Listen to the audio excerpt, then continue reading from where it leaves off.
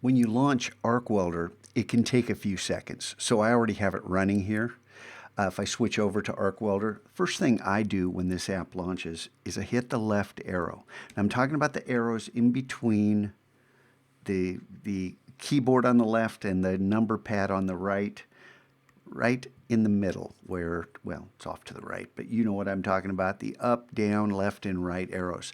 The left arrow stops the animation and gives you the controls. Now in the other apps, the left arrow brings up the controls. You have to take some notes because the left arrow is going in these apps, gives you controls.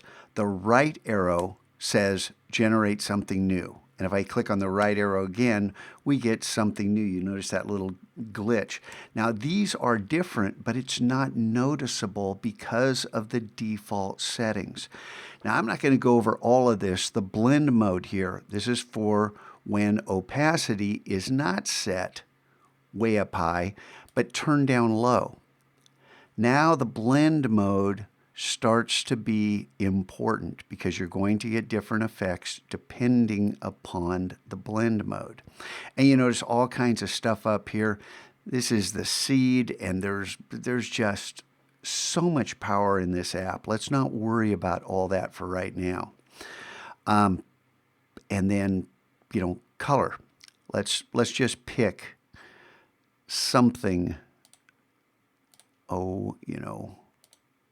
Say here, and the shape. Oh, actually, this is the background.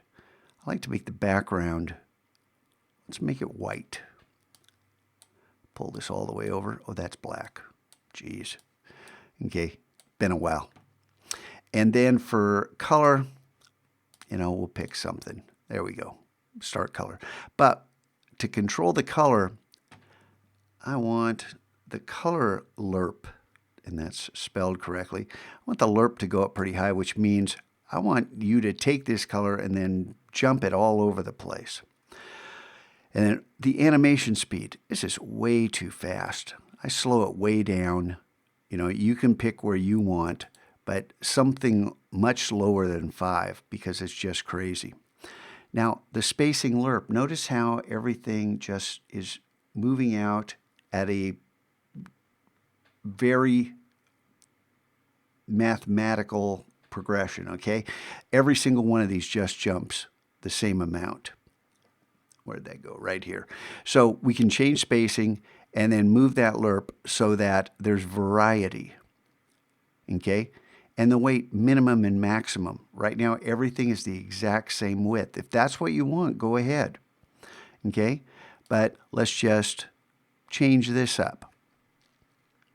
And then the difference between the minimum and maximum between these, well, let's see what happens here.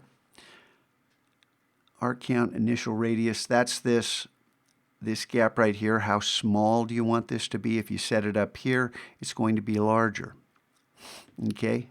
And the arc count, let's dump that down just a little bit. We'll take it up. Maybe there. And then the end caps, they're square right here.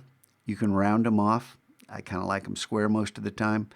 And then I don't really remember what blend mode I really liked. So let's just see what gets generated from these settings right here. And it should be something fairly light. Okay.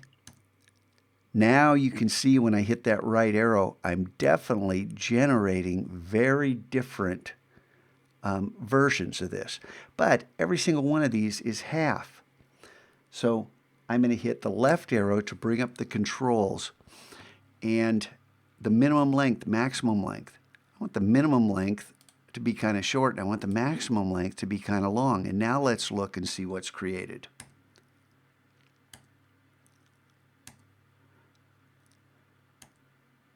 Okay, so I'm going to pull this up. Kind of like tightening this up a little bit. So the spacing, let's drop this down. See what that does?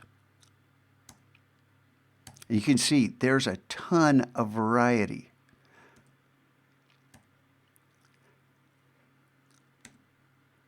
Now, what is it you want to achieve here? visual interest. So if we come back to this one, oh, right arrow, sorry, and click around and just say, oh, let's take that one. So I'm going to click the up arrow at a moment. God, does the space bar do this? The space bar does pause the animation. I forgot about this. So I'm looking for where these get set up just right. And I kind of like that everything's overlapping here.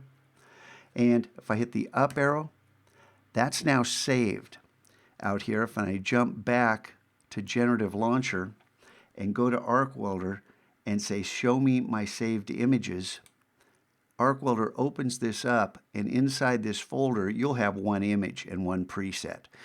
Let me scroll down to the bottom, and I should have. Is this it? That is the image that I just created right there.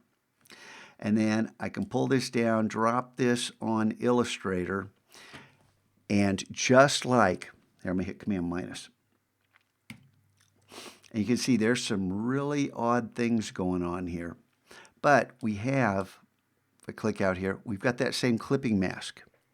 So I'm going to come up here, release the clipping mask, click away to deselect, click on that edge, and delete that clipping mask. So now there's another clipping mask there.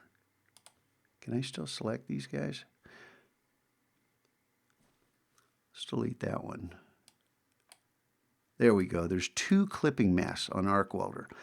I haven't used this since last year sometime. So now we can take this, copy it, and move it into Photoshop. But, hey, is there anything in here you don't like? You know, what exactly, if I click here, notice how we're selecting different aspects.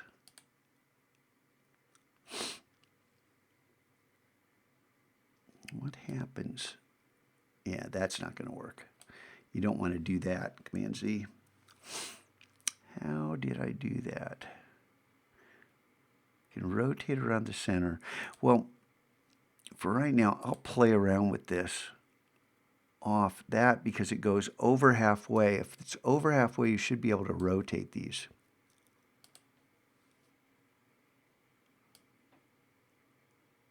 See, that's staying in its same position. And you can open this up. So you can create visual interest. You can change colors. You can still use this guy to change colors radically.